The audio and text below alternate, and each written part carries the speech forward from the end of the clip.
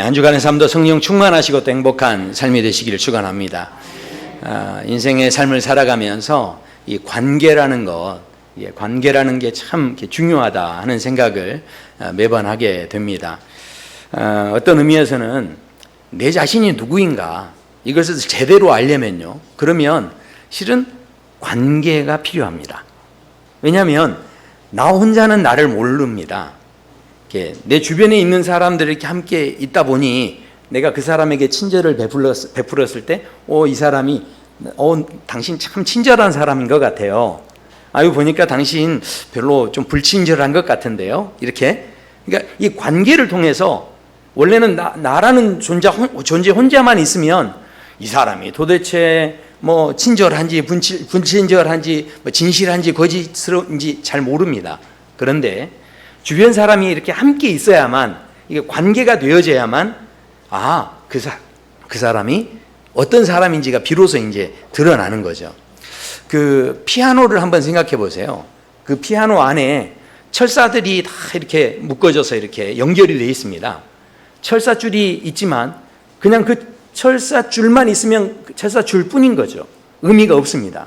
그런데 이것이 피아노하고 이 부품 속으로 연결이 되어져서 다른 것들과 이렇게 이어져 있다 보니까, 이 건반과 이어져 있고, 그러니까 이게 이제 누르면 소리가 나고 이게 화음이 되고 또 아름다운 선율이 되어진다라는 거죠. 혼자는 모릅니다. 그런데 이 철사의 진가가 이 피아노하고 연결됐더니 소리로 구현이 됐다라는 거죠. 그러니까 그 사람의 삶 자체만 갖고는 잘 몰랐는데 이 연결이 되어졌을 때 그것에서 우리가 상상하지 못했던 그런 것들을 또 이렇게 발견하게 된다라는 겁니다. 어쩌면 우리 인생도 마찬가지죠.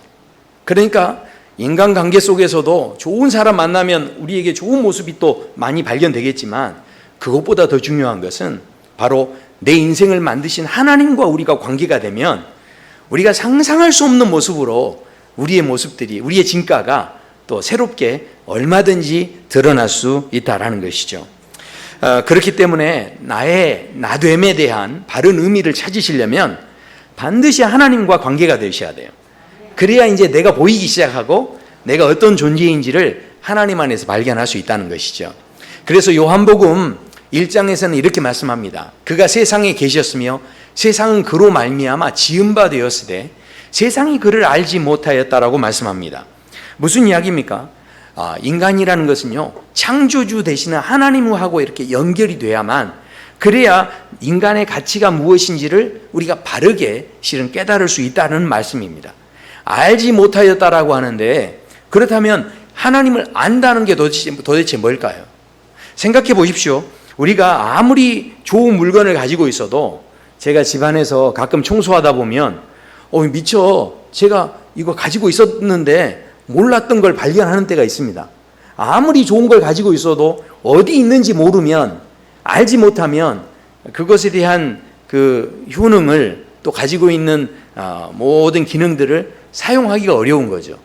중요한 것은 내가 어디 있는 줄 알아야 내가 그것을 소유할 수 있고 사용할 수 있고 거기에 대한 모든 그 효과들을 다 발휘할 수 있다라는 거죠. 그래서요, 중요한 것은 하나님은 그래서 아는 게 중요하다는 거죠. 하나님과 관계가 되는 게 중요하다는 겁니다. 그래서 이 말씀에 이어지는 말씀에 보면 자기 땅에 오매 자기 백성이 영접하지 아니하였다. 그러니까 예수님께서 이 땅에 오셨지만 영접하지 않는 사람이 있었고요, 영접하는 사람이 있었다는 겁니다. 그러니까 하나님은 살아계시는 줄로 믿습니다. 그런데 영접하지 않는 사람에게는 더 이상 그것이 어떤 소용도 되지 못했다라는 거죠. 그런데 영접하는 사람에게는 무엇이 있다라고 말씀합니까? 우리 12절 말씀 한번 읽어보실까요? 영접하는 자, 곧 그 이름을 믿는 자들에게는 하나님의 자녀가 되는 권세를 주셨으니. 아멘. 네. 나 혼자는 아닌데요, 내가 하나님이라는 분과 연결되면요, 권세가 생긴다는 거예요.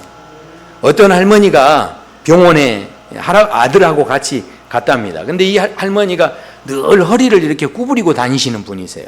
그런데 그렇게 병원에 갔는데 세상에 단 몇 분 만에 할머니가 허리를 쭉 펴고 나온 거예요. 그러니까 아들이 깜짝 놀라서, 아니 할머니 세상에 어떻게 허리를 이렇게 어머니 이렇게 쭉 펴고 나오셨냐고. 그러면서 이제 그 아들이요, 이제 그 어머니한테 물어본 거죠.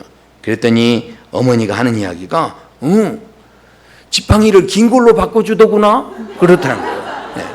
네. 그동안에는 짧은 거 짚고 다니다 보니까 이게,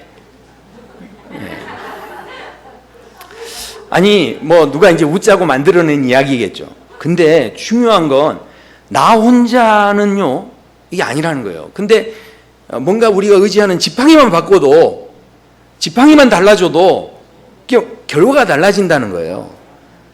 그러니 좋은 사람하고 내가 관계만 돼도 내 인생이 행복해지듯이, 천지를 지으신 하나님하고 내가 관계가 되면, 하나님이 나의 지팡이가 되면, 그러면 이게 내가 상상하지 못하는 이 즐거움과 기쁨이 우리 안에 생길 수 있다라는 거죠.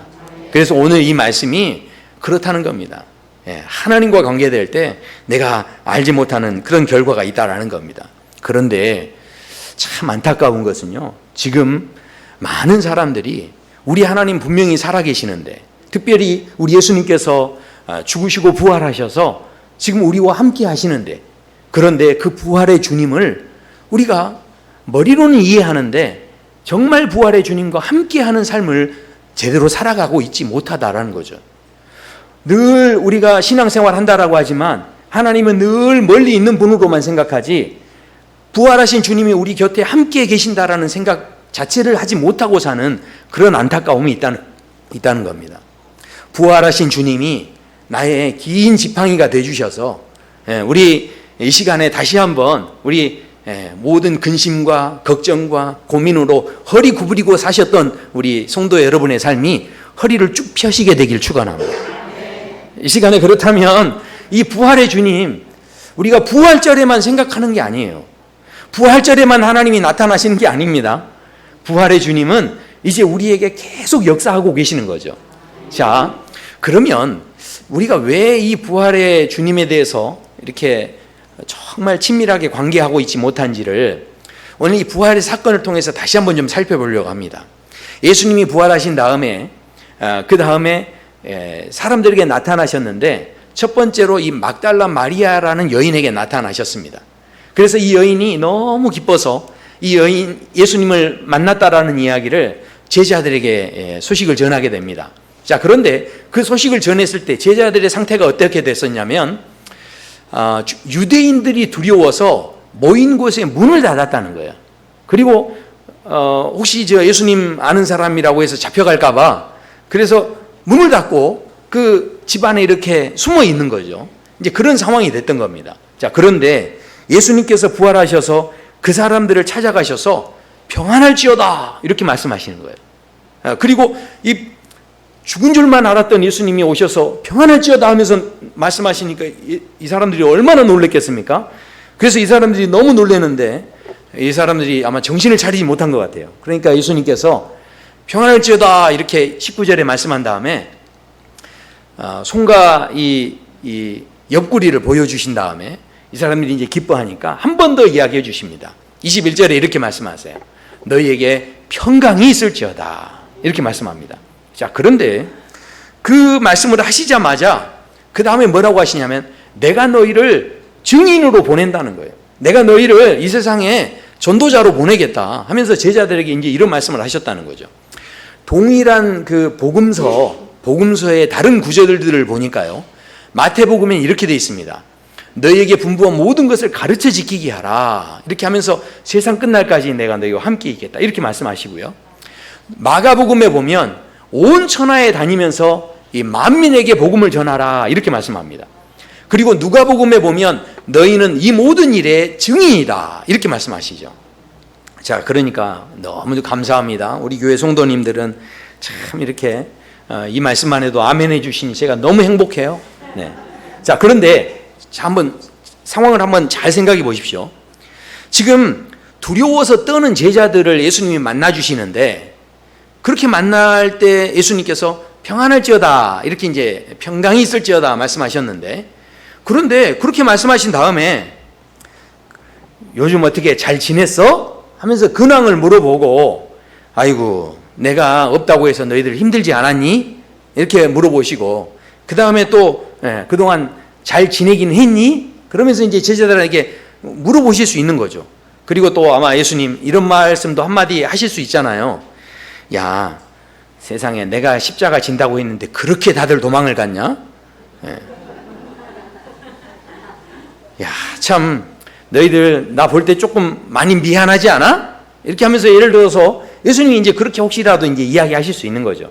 주거니 받거니 제자들에게 그런 이야기하면서 그러나 야, 너희들 너무 걱정 마라. 내가 이렇게 부활했잖니? 그러니까 이제 더 이상 두려워하지 말고 너희들 평안한 마음 가져. 그러면서 예수님께서 자, 그러면 이제 너희들 할 일이 있다. 그러면서 이제 세상을 향해서 나가서 증인이 돼. 이렇게 하면서 이제 이야기하면 이게 아주 부드럽게 이게 이야기가 잘 되는 거지 않습니까? 근데 예수님께서 만나자마자 평안할지어다 해놓고 그 다음에 너는 이제 증인이 되라 이렇게 사명을 주셨다는 거예요.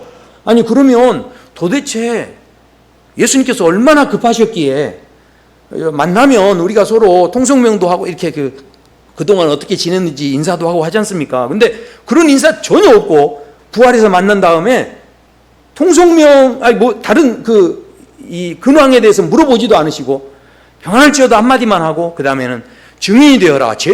이 세상을 향해서 많은 사람을 가르치는 사람이 되어라. 막 하면서 막 그런 말씀을 하셨다는 거예요. 그러면 예수님이 제자들을 만나 주실 때 부활하신 다음에 조금 예수님이 달라지셔가지고 그래가지고 이제 좀 그전에는 따뜻한 분이었는데 이제 사무적인 분으로 좀 바뀌시지 않았나 뭐 이렇게 생각이 될 만큼 야, 예수님이 너무 급하게 이런 이야기를 하신다 하는 생각이 지금 여러분들의 표정을 보니까 저만 한 것 같습니다.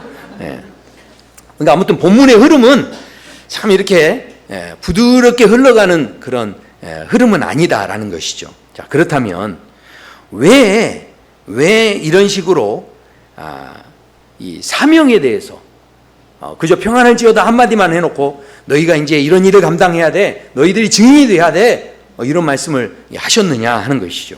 실은 말은 안 해도 우리가 이 말씀에 대해서 늘 사무적으로 이 말씀을 실은 받는 마음이 있죠.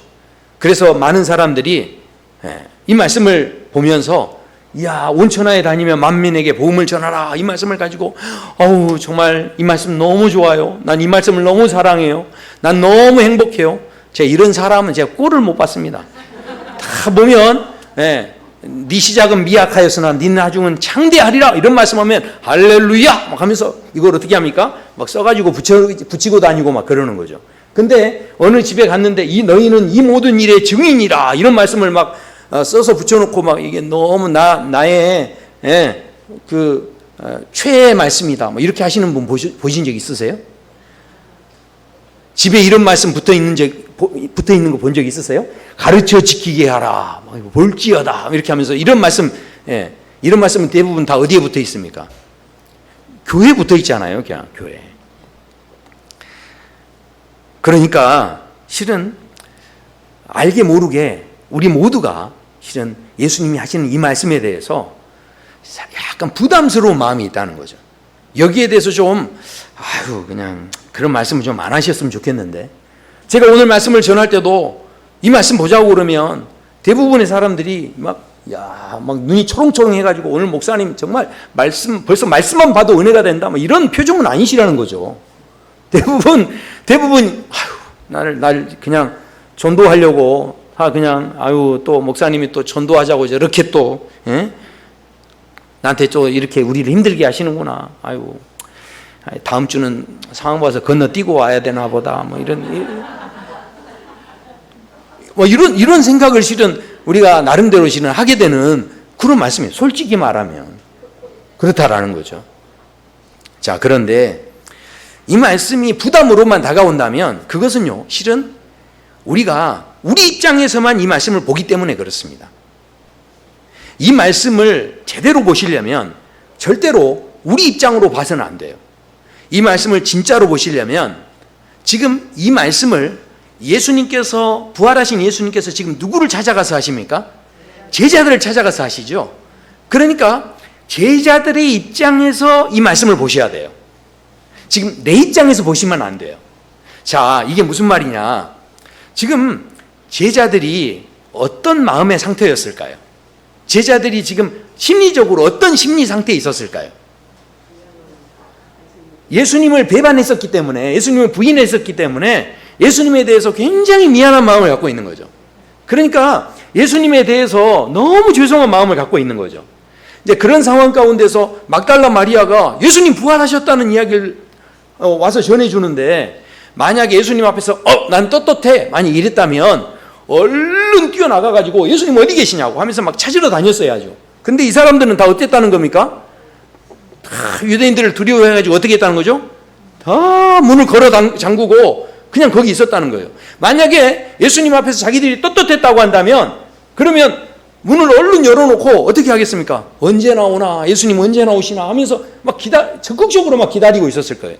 근데 모두 다 하나같이 뭐 했다는 겁니까? 문을 다 걸어 잠그고 있었다는 거예요. 그러니까 예수님 부활하셨다는 소식을 들었는데도 마음에, 물론 이 사람들이 너무 기뻤겠죠. 근데 기쁜 마음만 있는 게 아니고 그 한켠에는 계속 죄송한 마음이 있는 거예요. 계속 미안한 마음이 막 있는 거죠. 그러니까 막달라 마리아가 그런 소식을 전해도 나가지도 못하고 그냥 문만 걸어 잠그고 있는 거예요. 그런 상황 가운데 예수님이 찾아오셔서 평안할지어다 이렇게 말씀하시는 겁니다. 그러니까 이 지금 상황이 어떤 상황이냐, 그런 상황에서 지금 말씀하시면서 평강이 있을지어다, 그리고 내가 너를 증인으로 보낸다, 이런 말씀을 하시는데, 자, 한번 생각해 보십시오. 예수님께서 마음이 급해가지고, 야, 얘들 먼저 이제 빨리빨리 보내가지고, 이제 전도도 많이 시키고 이렇게 해야 되겠다, 이렇게 지금 그 예수님이 그런 마음으로 지금 하시는 게 아닌 거예요. 다 이게 보면, 그러니까 성경도요, 자기 입장에서 보면 다 막 이게 섭섭하고 서운하고 그런 겁니다. 성경을 볼 때 우리가 잘 봐야죠. 뭐 그랬다고 하더라고요. 그 닭이 소한테 불평을 막 했대요. 왜냐하면 사람들이 진짜 나빠. 자기들은 계획적으로 아이를 낳으면서 그럼 우리한테는 무조건 알을 많이 낳으라고 그러잖아. 그러면 그랬대요. 그러니까 소가 옆에서 또 이야기했대요. 야, 너 그까짓 것 아무것도 아니다. 그러면서 수많은 그 인간들이 다 내 젖을 그렇게 많이 먹으면서 나한테 엄마라고 부르는 놈을 못 봤다? 그랬다는 거예요. 그러니까 뭡니까? 다 자기 입장에서는 다 보면 이렇게 서운하고 섭섭하고 그런 거예요. 지금 예수님께서 그렇게 그냥 기승전결 없이 무조건 만나자마자 너 이제부터 증인 돼야 돼? 이렇게 말했다는 게 얼마나 실은 당황스럽습니까? 실은 우리도 그래서 이 말씀에 대해서 실은 상당히 많은 부담들을 갖고 있는 거예요. 근데 이게 뭐냐면 다 우리 입장에서만 이걸 해석하기 때문이에요. 근데 정확히 이 본문에서 제자들과 예수님과 지금 어떤 상황 속에서 어떤 심리적인 상태에서 이 대화가 오고 가고 있는지를 우리가 이걸 볼 수 있어야 하는 거죠. 자, 그러면 보십시오. 만약에 그 한 가정에서 어떤 아들이 굉장히 큰 잘못을 해가지고 저도 그 학생 때 뭔가 큰 잘못을 하면 집에 들어가고 싶지가 않더라고요. 근데 이제 만약에 이 사람이 너무 잘못을 해가지고 아버지가 아끼던 뭐를 막 깼다든지 해가지고 이제는 집에 안 들어가고 가출을 했어요. 근데 가출해서 헤매다가 결국에 이제 집에 들어간 거죠. 그랬더니 아버지가 탁 보면서 이야기하는 거죠. 그래, 어떻게 밖에 나가서 잘 있었냐? 그러면서 이제 이야기하는 거죠. 근데 그래도 잘 있었냐고 그러니까 그나마 그래도 당장에 혼내지는 않으시네. 그런데 갑자기 아버지가 지갑에서 돈을 꺼내면서 내가 너한테 못 해준 게 뭐가 있냐?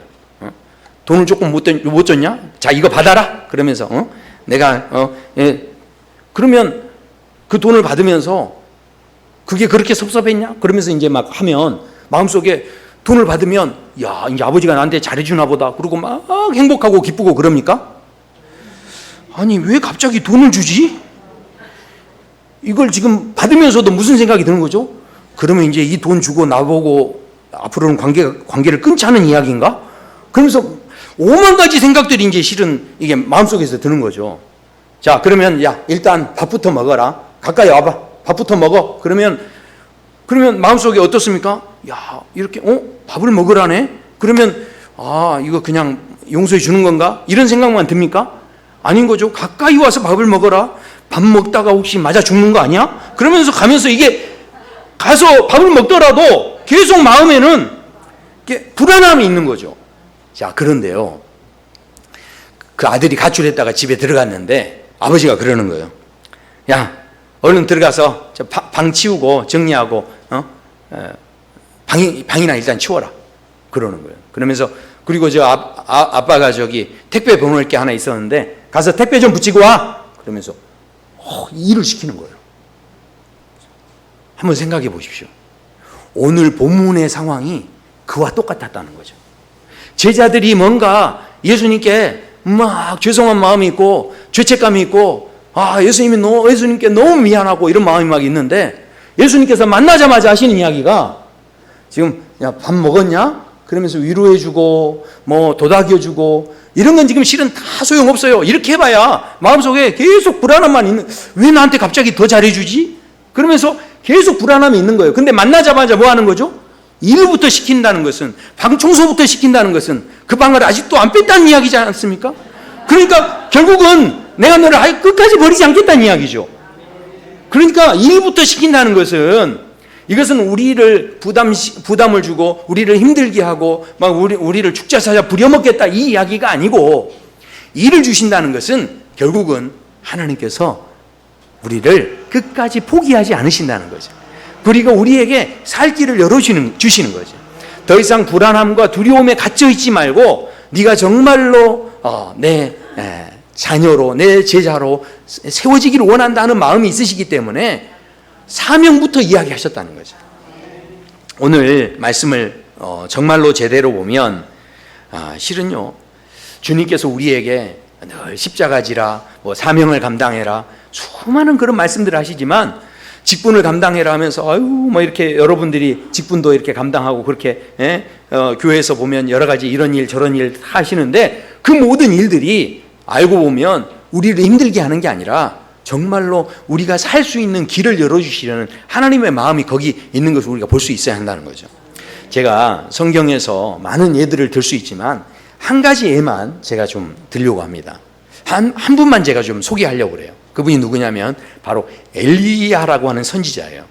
근데 이 엘리야라는 선지자가 바알의 선지자 850명과 이 850대 1로 붙어가지고 이 사람들을 다 이겨서 이 사람들을 다 쓸어버립니다. 그러니까 아주 커다란 승리를 이루죠. 그 당시에 우상들을 다 그렇게 쓸어버렸을 때 나라에 놀라운 변화가 있어지고 새로운 역사가 있어질 것으로 생각을 했겠죠. 그런데 엘리야가 기대하는 것이 되어지지 않고 그 나라가 회복되거나 이렇게 되지 않고요. 오히려 무슨 일이 생기냐면 850명의 그 바알의 선지자를 물리쳤더니 세상에 이런 일이 생깁니다. 열왕기상 19장에 보면 2절에 이세벨이라는 여인이 뭐라고 하냐면, 내가 내일 이맘때까지, 그러니까 이맘때 반드시 내 생명을 저 사람들 중 한 사람의 생명과 같이 하지 아니하면 신들이 내게 벌 위에 벌을 내림이 마땅하다.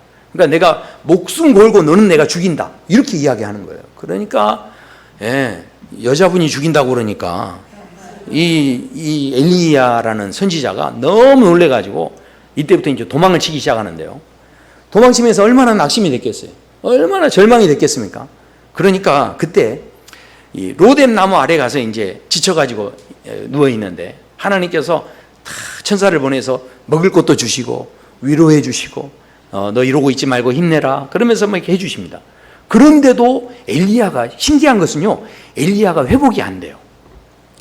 근데 이제 나중에 하나님께서 어떻게까지 하시냐면, 그 말씀에 보면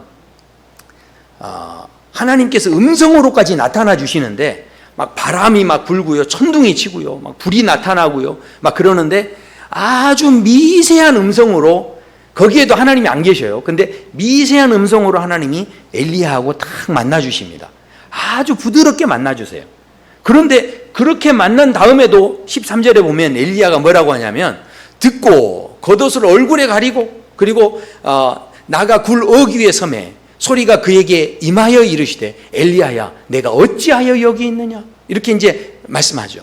결국 무슨 이야기입니까? 그래도 이 엘리야가 마음이 아직 회복이 안 된 거예요. 계속 두려워하고 지금 죽을까 봐 염려하고 이러고 있는 거예요. 근데 보십시오. 그래서 뭐라고 하냐면, 그가 대답하되 내가 만군의 여호와께 열심히 유별해서, 내가 하나님한테 너무 열심을 내가지고 안 그랬으면 이런 꼴도 안 당하는데 내가 하나님 일한다고 이렇게 열심히 내가지고 내가 지금 이 꼴을 당하고 있습니다. 하나님. 지금 이런 이야기예요. 그러면서 뭐하러 열심히 해가지고. 그래서 지금 뭡니까? 지금 주의 재단을 흘리며 칼로 주의 선지자들을 죽였다는 거예요. 이세벨이라는 여자가 지금 나도 죽이려고 하고 지금 많은 사람을 죽였다는 거죠. 그러니 이 상황이 됐으니 내가 어떻게 삽니까? 이렇게 하는 거죠. 자, 그런데 하나님이 이렇게까지 부드럽게 해주는데도 회복이 안 되는데요. 이 마지막, 이 다음에 이제 엘리야가 회복이 됩니다. 근데 언제 회복이 되냐? 자, 그 다음 15절부터 보면 이렇게 말씀하죠. 여호와께서 그에게 이르시되 너는 내 길을 돌이켜 광야를 통하여 다메섹으로 가서 이르거든 하사엘에게 기름을 부어 아람의 왕이 되게 하고 또 너는 님시의 아들 에후에게 기름을 부어 이스라엘의 왕이 되게 하고 그 다음에 엘리사에게 기름을 부어서 너의 선지자의 일을 대신하게 하라는 거예요. 그러니까 갑자기 사명을 주신 거예요. 그러니까 이때부터 엘리야가 갑자기 일어나가지고 저 아람으로 막 쫓아다니고요. 여기저기 전쟁터 막 쫓아다니면서 기름 부으러 다니는 거예요. 그러면서 자기 또 뒤를 이을 선지자 기름 부으러 다니는 거예요. 근데 놀랍게도 기름 부으러 다니면서 회복된 거예요. 사명을 감당하면서 회복된 거죠. 그러니까요, 지금 이게 무슨 이야기입니까? 이야, 우리 목사님 정말 우리 일 시켜 먹으려고 머리 정말 쓰신다. 이렇게 생각하시면 안 되고, 분명히 이게 아셔야 돼요. 정말요. 오늘 본문에서 지금 제자들이 예수님 앞에 얼굴도 못 들고 막 부끄러움 가운데 나는 정말 형편없는 존재야. 막 이렇게 자책감에 지금 휩싸여 있는 이런 상황 가운데 있는데 그런데 예수님께서 나타나셔서 내가 너희를 보낸다. 너희가 이제 내 아버지가 나를 보낸 것처럼 내가 너희를 보낸다. 이런 말씀하시는 것은 심지어 무슨 이야기입니까? 결국은 내가 너를 보낸다는 것은 무슨 이야기죠? 바로 나와 너와의 관계가 회복됐다는 이야기를 하시는 거죠. 뿐만 아니라 아버지가 나를 보내신 것처럼 내가 보낸다는 것은 무슨 이야기입니까? 바로 내가 너를 보내는 것은 지금 너를 보내는 것은 아버지하고도 관계가 있다라는 이야기예요.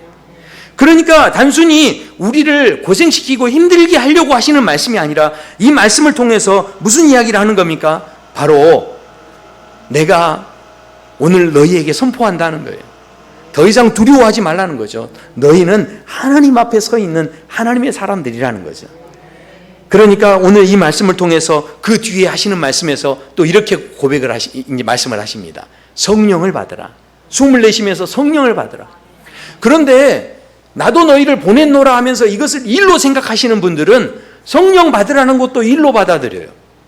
그래서 교회에서 일을 하는데도 내게 은사가 안 나타나고 능력이 안 나타나고 이러면요 사람들이 다 같이 하나같이 하시는 이야기가 아유 나는 성령도 못 받았나 봐. 아유 나한테는 이런 능력이 안 나타나.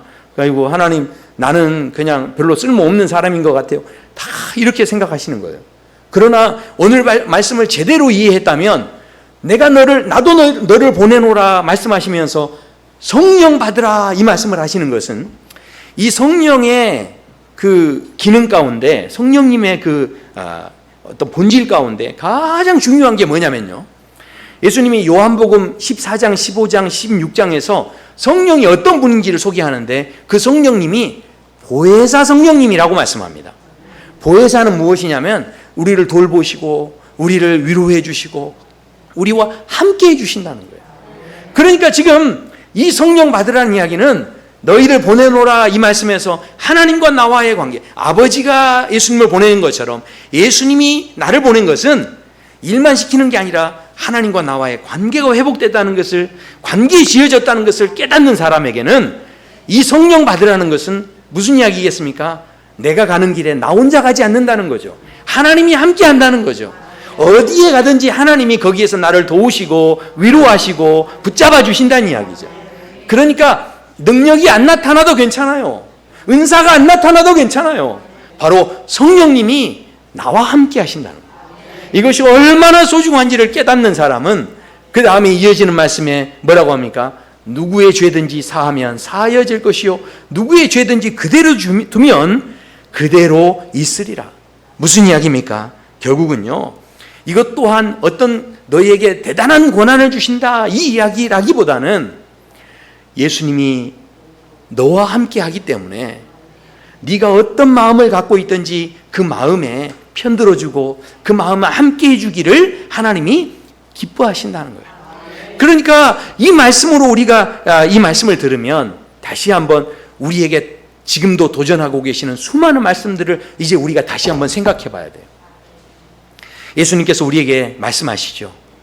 너희가 예배하는 백성이 되기 원한다는 거예요. 너희가 이 하나님의 집에 와서 기도하기를 원하신다는 거예요. 너희가 이곳에 와서 찬송하기를 원하신다는 거예요. 그것은 우리를 힘들게 하려고 하시는 게 아니에요. 하나님을 모르는 사람들 붙잡아 놓고, 지나가는 사람 붙잡아 놓고, 야, 나 좀 예배해 줘. 하나님 그렇게 말씀하시는 게 아닙니다. 오늘 이 증인이 되라는 말씀도 다른 사람에게 하는 말씀이 아니고요, 제자들에게 하시는 말씀이에요. 택한 백성들에게, 나와 너와 이런 관계가 있지 않느냐, 관계된 사람에게 하시는 말씀이지, 저기 암사시장에 교회도 안 다니는 사람한테 가가지고 증인 되십시오, 지금 이렇게 말씀하고 있는 게 아니다라는 거죠. 결국 우리에게 주시는 모든 이 말씀들이 우리를 부담스럽게 하고 우리를 힘들게 하시려고 주시는 말씀이 아니고, 이 말씀을 통해서 내가 어떤 존재인지, 그전에는 내가 그런 존재가 아니었어요. 그런데 그 말씀을 지키면, 그 말씀을 따라가다 보니 내가 점점 예배하는 존재로, 내게 기도의 능력이 있는 내가 존재로, 내가 말씀을 증거하는 제자로, 내가 그전엔 그런 사람이 아니었는데 점점 하나님께서 기대하셨던, 또 내가 상상하지 못했던 그런 존재로 내가 달라져 있는 그런 모습으로 우리를 이끌어 가시기 위해서, 그 전에는 내가 상상하지도 못했던 자리였지만 하나님께서 우리를 제사장의 자리에까지 세워주시는, 너희는 소유된 백성이요 거룩한 백성, 택하신 백성, 너희는 그 소유된 나라, 거룩한 나라라는 거죠. 그 내가 미처 생각하지 못했던 내 인생을 새롭게 살게 하시려고 하나님께서 오늘도 예배하라, 찬송하라, 기도하라, 전도하라, 그 말씀을 하신다는 거죠.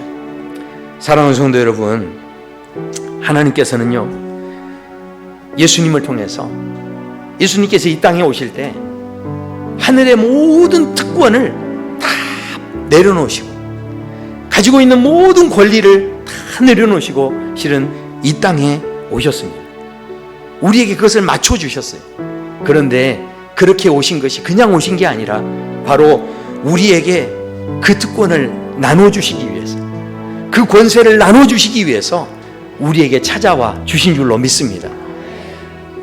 이 땅에서 우리가 그저 사는 것이 아니라 예수님을 영접할 때 자녀되는 권세를 주셨듯이, 부활하신 주님을 우리가 영접하고 그분을 믿고 바라볼 때, 그분과 관계되어질 때 우리의 모든 삶에서 생명의 역사들이, 우리가 상상하지 못하는 존재로서 우리를 세워주시는 은혜들이 우리에게 가득하게 될 줄로 믿습니다. 우리 사랑누리교회 이제 12주년이 됐습니다. 왜 우리에게 직분을 주셨을까요? 왜 우리에게 지금도 기도하라고 하실까요? 왜 우리에게 예배하라고 하시고 왜 우리에게 전도하라 하시겠습니까? 그것은 하나님께서 우리를 통하여서 더 하나님이 기뻐하시는 존재의 삶을 살아갈 수 있는 기회가 되게 하시려고, 그런 축복을 주시려고 우리에게 지금도 도전하고 있는 줄로 믿습니다. 우리 함께 이 시간에 찬양 함께 하시면서 우리 주님 앞에 기도하겠습니다.